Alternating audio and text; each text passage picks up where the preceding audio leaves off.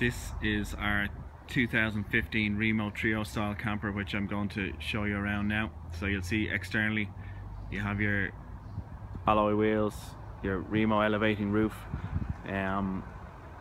privacy glass all around. I'm just going to go quickly around the outside, show you the external features that might be of interest in terms of trying to operate everything.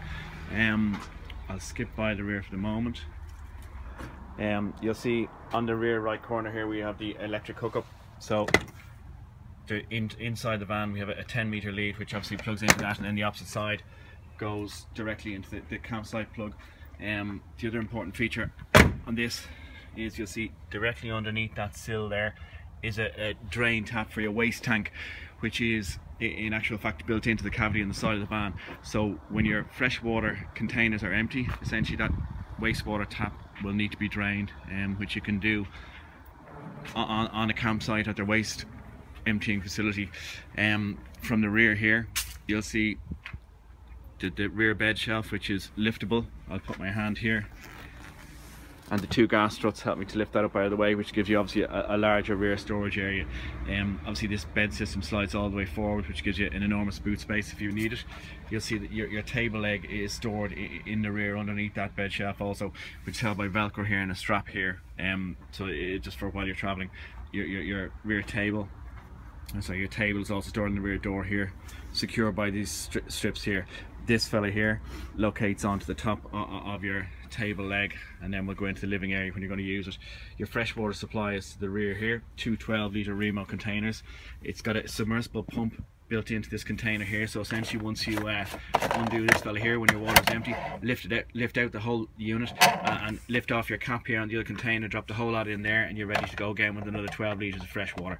So as I said already, you've got two 12 litres of fresh, which gives you 24-litre capacity, and you've got a 27-litre wastewater tank, so it's ample water for most people. Again, you've got storage area here which contains your gas bottle. Just make sure that that regulator is switched off at all times once you're traveling. Sorry, you'll also see in there you've got a 25-meter campsite lead in this case, again for use of the external sockets, and more storage up top there. Your spare wheel brace and jack are in that left corner, and you have some handy little storage pockets done along that side panel. We'll go towards the interior of the vehicle now, and Sean is going to show us around a little bit. So the first thing we're going to do is we're going to elevate the raising roof, which is done by releasing the two straps at the front. We can see in this bright sunny day we have here for a change. So once you release those straps, it gives a gentle push on the roof. Again, the gas struts will help us to lift the roof itself. And just behind that now you'll see there's an elevating roof bed fitted, which with a gentle push again just lifts up out of the way. You'll see to the front we have this strap which is clipped on both sides. Essentially it's a safety feature really, because the biggest enemy of these elevating roofs is the rear scissor hinge, which is part of the elevating mechanism. So by fitting this strap here on the front, once you go to pull the roof down, it naturally pulls the canvas in and away from the hinges, which I'll show you now in a second. I'll just go back outside. So you'll see to the rear here, these are the hinges which I'm talking about. We've fitted a scissor protector, which is essentially a large plastic strip in behind your hinge to protect your canvas, but always be aware that when you're pulling down your roof to be extremely careful about pulling in your canvas on the side.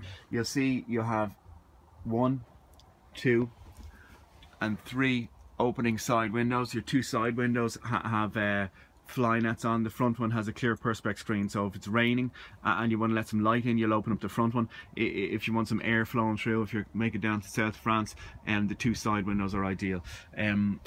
You'll come over to the electrical control panel over here. So the one on top is your diesel control unit.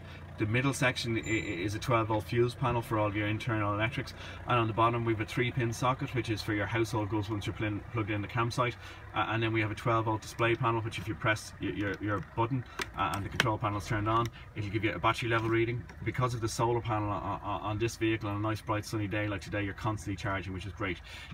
You've also got your USB charger there, which will charge iPhones and things like that. To operate your heater, you'll simply just turn the dial allow it to blow for 30 seconds, the burner will come on. It's thermostatically controlled, so depending on how far you have your dial turned up, it will reach a higher temperature. If you press the little white button in the in position, it will stay operating continuously and not operate thermostatically, if that's a word. To the rear here, overhead, we have another storage pocket, which I was just going to show you how to open. So again, another little handy storage area.